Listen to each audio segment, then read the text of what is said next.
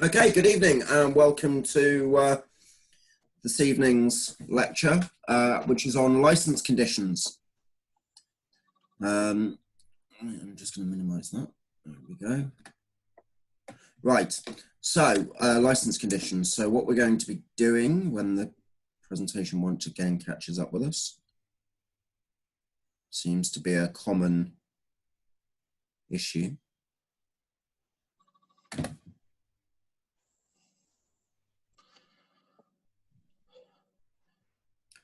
Oh, come on, PowerPoint. There we go. So we're going to be having a look at the rules and restrictions of the amateur radio license, the UK, the call signs within the UK and how they're structured. We're going to be looking at some operating practices, and we're going to touch on schedules and band plans again, as we have in previous lectures, but we're going to expand on them a little bit. So starting off with rules and regulations, Ofcom, a name you might know, it's the Office of Communications. It's the UK's radio regulator. Anything that has anything to do with radio is governed by Ofcom, be that TV, walkie-talkies, anything that produces a radio wave, mobile phones, it's all governed by Ofcom. They can order the restriction or modification of your equipment, and they have the right to inspect your radio equipment. They may ask you to keep a log or close down your station, and they can even revoke your license. They are the people who give the license, so they also have the power to revoke it. You must notify Ofcom immediately if you change your name, main station, or postal address. This can be done through their website, which we will touch on at the end of this, or towards the end of this presentation. The amateur radio license. To transmit, you must hold a valid license and abide by its terms. The license is downloadable. Again, once you get your call sign, you download it off the Ofcom website, and it will have all the terms with it for using the foundation license and the intermediate and the full when you get them.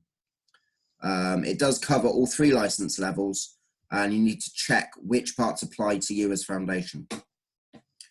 So as it says there, the copy is available from the Ofcom website. It used to be that this would arrive through the post as well, but they have stopped doing that. You now just download the front page off the website. So getting and validating your license. Once you have taken your exam, you will get through a certificate with your candidate number on it.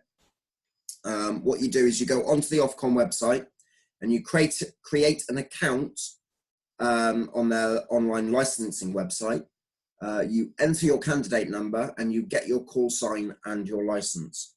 There is an element of choice, providing your choice has not already been taken by someone else. I know, was it Matt? I believe Matt had a lot of issues finding a call sign he was happy with. I know Martin, when he applied for the club license, he had a lot of issues finding one that represented the club, which is M0IOA, Isle of Avalon. In fact, the club actually changed its name from the Avalon Radio Club, Amateur Radio Club, to the Isle of Avalon Amateur Radio Club to reflect the call sign. I was lucky with my second call sign that it was my second choice was available. So I was lucky there. But you can either look for one, keep trying different options until you come up with one that you're happy with, or you can just let the system give you a call sign. And then every 5, or at least every 5 years, you need to log in and confirm your details. It is recommended you do it more often than every 5 years, but every 5 years is the longest period, and you need to do that just to make sure, so Ofcom are aware that you're still around. and still operating. Okay, there are some rules to using amateur radio. It is for leisure only. It is not for commercial purposes. You can't go on and advertise a product or anything like that. That doesn't mean you can't talk about another company's products if you are talking about it in relation to the hobby. So if I was talking to another radio amateur and we're talking about trying to find a component for a particular project, we might say, oh, go and use such and such a company as they have that product or a version of that product. That's absolutely fine, but you can't advertise as such on over the radio. Excuse me. You must only communicate with other radio amateurs. You cannot communicate with anyone else. Oh, for goodness sake. You are not allowed to play music, use offensive language, or threatening behaviour over the radio. That is a big no-no. And you must not cause undue interference, and you must test that you are not doing so from time to time. Messages. One sec, sorry. You must not broadcast messages for general reception. Oh, for general reception. Sorry, you must not broadcast messages for general reception, making announcements to multiple people or anyone who may be listening. The exceptions are when you're calling CQ to make a first contact. Okay, in order to make a contact, you've got to put a call out to anyone listening to actually get it. If you're in a group or net of several amateurs where contact has already been established, that is also okay. So for instance, I might say, this is 2 Echo 0 Romeo Whiskey Whiskey to the group. I'm afraid I'm going to have to disappear, 7-3, and I'm clear. That's absolutely fine, but you can't just generally start talking and hoping someone's going to listen to you as a broadcast. Also, the use of secret codes that obscure the meaning of what you're trying to send, or an encryption within a message is not permitted. Although things like Morse code is okay as it's not secret. The same with a lot of digital codes, they're not secret, so that is absolutely fine. Also, as a foundation license holder, you cannot operate from outside the UK. Other countries do not routinely recognise the UK foundation licence. You cannot operate from a vessel at sea, although operation on inland waterways, i.e. canals, rivers, including estuaries, is allowed, but operating maritime mobile, which is at sea, that is the seaward side of the low water mark, no, the high water mark, is not permitted at foundation or intermediate. It is, however, at full. At foundation, you can only use commercially available radios and kits that comply with Ofcom requirements.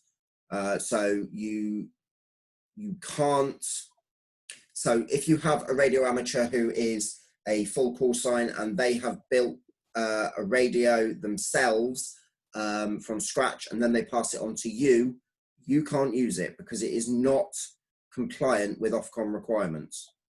However, when you become a full licensee or even an intermediate in some cases, you can use that kit. But at a foundation level, you can't. And no UK amateur can operate from an aircraft, even a balloon. Okay, you must be, oh my goodness, you must be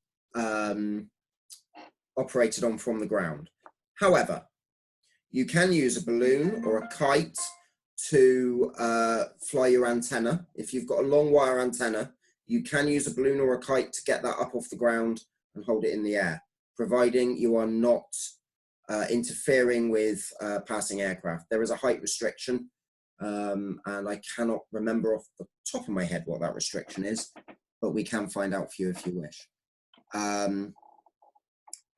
But yeah, you cannot operate from an aircraft. Okay, we're going to move on to call signs. The following in this slide only applies when you're operating from England, not Wales, not Scotland, not Ireland, only England, but we'll go on to the others in a moment. So at foundation level, you will most likely be issued a call sign starting with Mike 7 and then 3 letters that will indicate you. You can only use 10 watts of power. And there are other foundation call signs out there beginning with M3 and M6. But these two here have now been exhausted. They've used up all the 3-letter suffixes at the end. So we're now on to M7s. Intermediate call signs begin with a 2E0 or a 2 echo 0. And they are limited to 50 watts of power. But there are also 2 echo 1s out there, which was the first issue of the intermediate call sign. I personally haven't come across a 2E1, but that doesn't mean they're not out there. And then you have full call signs. Full call signs are currently being issued Mike 0s. They are limited to 400 watts, but there are G0s, G1s, 2s, 3s, 4, 5, 6, 7, 8s out there, as well as M1s and M5s. All of these are full call sign or full license holders. A lot of them didn't go through the current structure of radio licenses. They took something called the RAE, which was one exam to get your amateur radio license, and you just took the full. Many of them also had to do a Morse test to get themselves on HF. That was actually scrapped when this system came in with the 3 stages. Please note, these power limits are general power limits. In certain parts of the country or on certain frequencies, the power limit may be lower than what is stated here. In order to know what your power limit is, you need to check the schedule, and we'll go into that very, very shortly. Okay, call sign identifiers. I mentioned earlier that the last slide was just in England. This is for all the other parts of the United Kingdom. So in England, we have the identifier E. That is used in the intermediate call sign only. So over here we have 2 echo 0 alpha bravo Charlie. When you have an M7 or an M0 or an M6, there is no E in this little gap here. However, if you were to cross the border into Scotland, you would put a mic in between the mic and the 0 or the mic and the 7 to indicate you are in Scotland. On the intermediate call signs, they will replace the E with an M. So it becomes 2 mic 0 rather than 2 echo 0. Wales is a W. That has exactly the same structure as do all the others. So it's Mike Whiskey 7 Alpha Bravo Charlie rather than just M7 Alpha Bravo Charlie. Northern Ireland is an I, Isle of Man is a D, Jersey is a J, and Guernsey is a U. The same idea for all of them. Okay, using your call sign. The license states that you must use your call sign as frequently as practical, so that your station is clearly identifiable at all times. and in an appropriate format consistent with the mode of operation.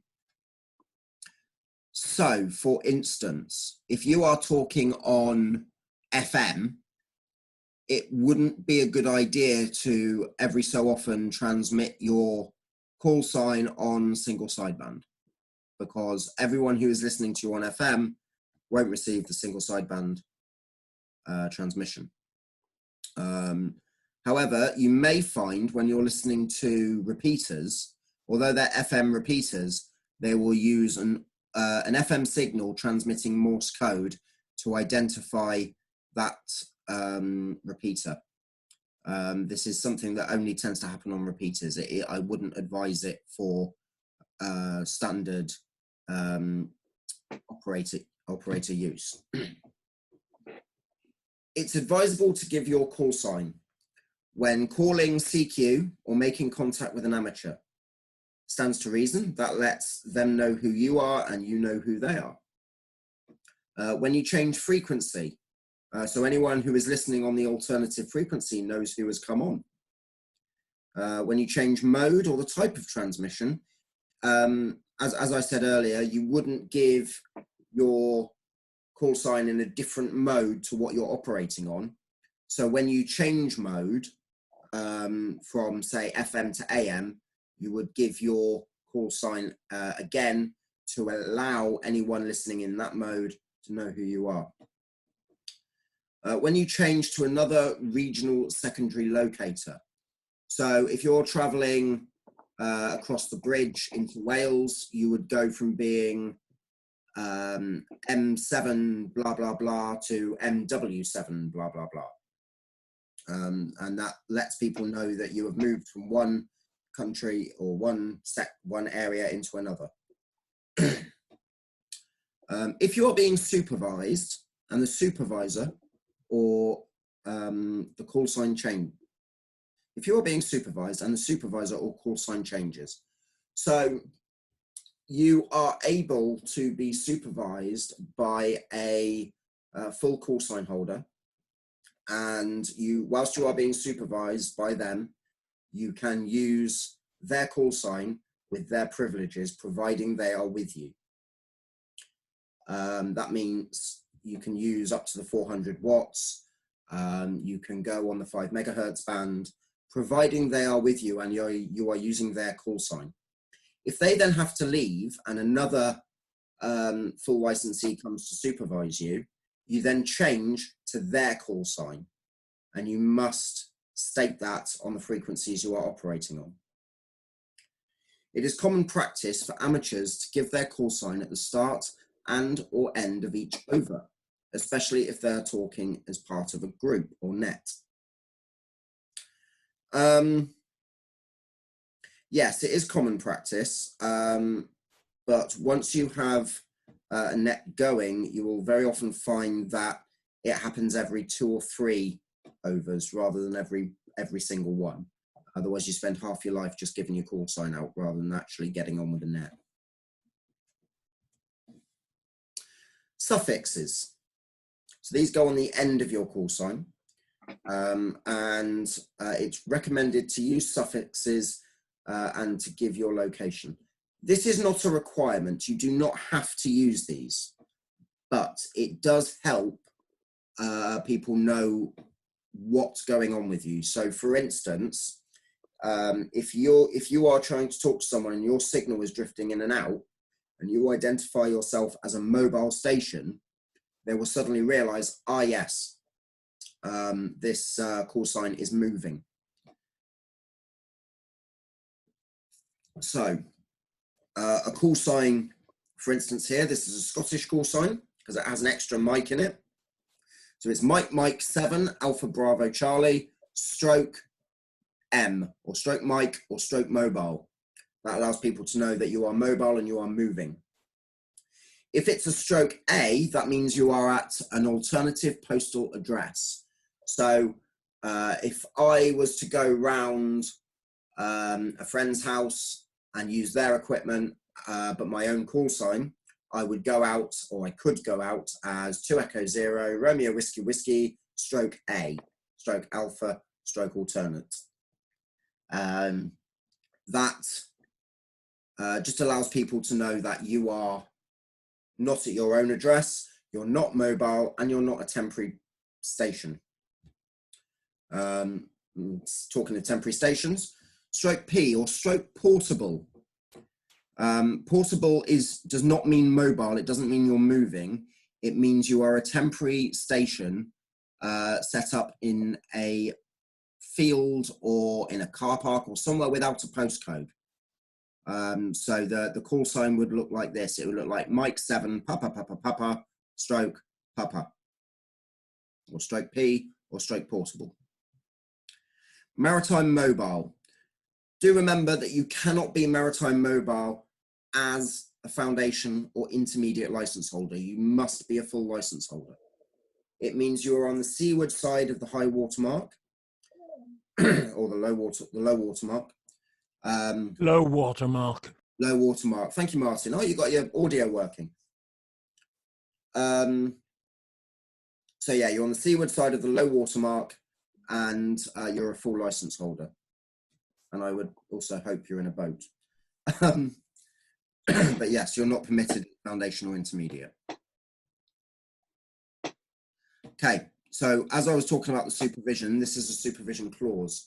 A license holder can let another UK licensed amateur use their equipment and call sign under direct supervision. If you are letting another amateur use your call sign, they must adhere to your license conditions. For example, a foundation license holder, M7 Alpha Bravo Charlie, could let a full license holder, M0QQQ, use M0 Alpha Bravo Charlie under direct supervision. The full license holder would be limited to the foundation restrictions, i.e. the maximum of 10 watts. Only a full license holder can supervise on-air operation by a candidate on a foundation training course. So a foundation license holder cannot supervise someone who isn't a license holder yet, nor can an intermediate. It can only be a full license holder. And they must be enrolled on a foundation training course. Okay, user services. In certain circumstances, you may be asked to pass messages on behalf of a user service or allow your equipment to be used by them. In these situations, encryption of messages is permitted if requested by the user service. User services include the Red Cross, St John's Ambulance, St Andrew's Ambulance Association, the Women's Royal Voluntary Service, and the Salvation Army. Also, any government department and any Category 1 responder, for example, the emergency services, the principal local authorities, the environment agencies, the NHS, amongst others. Any Category 2 responder. These are utility companies, network rail, airport operators, harbour authorities, etc. I will say that this is quite a rare thing to happen unless you are part of a group known as, oh gosh, their name's gone out my head. Raynet UK. Thank you, Raynet UK. Thank you, Martin. If you are part of that group, which is the amateur emergency group, then you're more likely to encounter this situation. But as an amateur or radio amateur, you are able to, or you are under obligation almost to allow the user services to use your equipment. Okay, next we're moving on to the schedule. Again, these are provided in your exam, and what it does is it shows you the frequencies that you're allowed to operate on, whether we have primary or secondary status, whether it's allocated to the amateur satellite service, and the maximum amount of power you are allowed to use. Please be aware that in here there are exceptions. Okay, so for instance, around Charing Cross, there is, you are allowed an ERP of 1 watt.